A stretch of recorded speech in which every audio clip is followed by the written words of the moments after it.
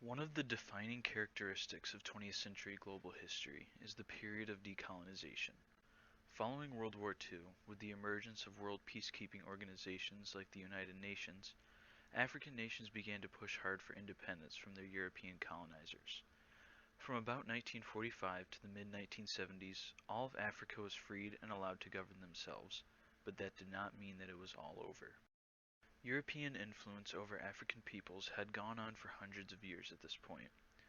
Although Africa was not formally colonized until the 1890s, Europeans had significant influence over coastal African regions dating back to the late 1400s that were mostly set up for the Atlantic slave trade, so it shouldn't be possible that all problems associated with colonization disappear with a treaty.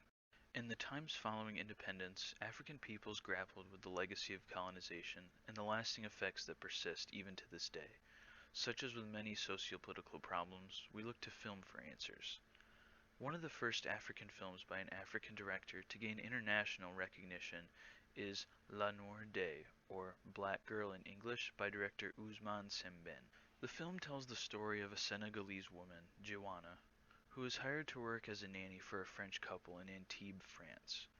However, once she arrives, she is relegated to work more as a maid, being forced to stay indoors and be paraded to house guests. In the climax of the film, unable to take the pressure of being trapped so far from home, Giovanna commits suicide.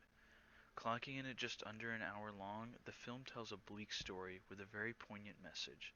Colonialism is not gone. There are several signs throughout the film that point to this message.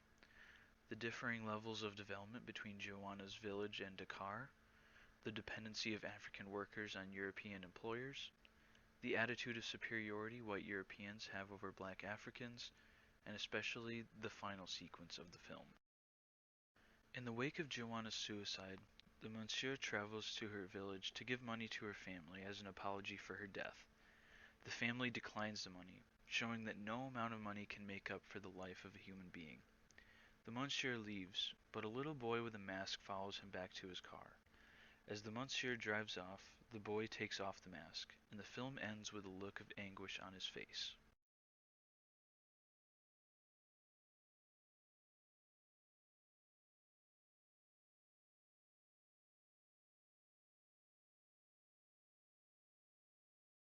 The mask is an extremely important element of the film. Diwana first buys the mask from the boy to give to the madam as a token of her gratitude for hiring her. Initially, the French couple places the mask along other native antiques in their home, symbolizing that Diwana is still in a familiar and comfortable place amongst her family and people. Once Diwana moves to the French home, the mask is moved to a blank white wall, where it stands completely isolated, showing that Diwana is now in an unfamiliar place and utterly alone. Additionally, race undoubtedly plays a huge role in telling the story of Black Girl. Much of colonization found justification through racist ideologies like social Darwinism, so it would make sense that skin color would be prominent here. In most instances, characters are found wearing clothes that contrast their skin color. For example, in this scene, the white monsieur wears a black suit, while the black Giovanna wears a white dress. This encourages the eye to put more emphasis on skin color, an element that plays an obvious but unspoken role in how our characters interact with each other in the story. This final scene of the film is meant to show that colonization is not just something Europe gets to forget about. The boy almost follows Monsieur like a ghost, the ghost of the Africa that Europe killed by colonizing it, or perhaps even the ghost of Joanna herself. In that same vein, Joanna is a vehicle for representing all of Africa and the exploitation that has and still plagues it. When the boy looks on as the credits roll, we are instilled with both a sense of sadness and hope. We feel sorry that this young boy has had to experience the trauma of losing someone close to him, but hope that he is the future of Africa. Hope that Africa will have its leaders to make change.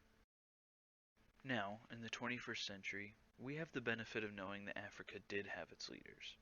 The most obvious example, of course, being Nelson Mandela, a man who dedicated his whole life to ending apartheid in South Africa and even becoming the country's first black head of state. Now, as the days go on, More and more African nations are finding their feet in the wake of colonization. Although it is a long road ahead, the politically diverse Africa is progressing towards a brighter future.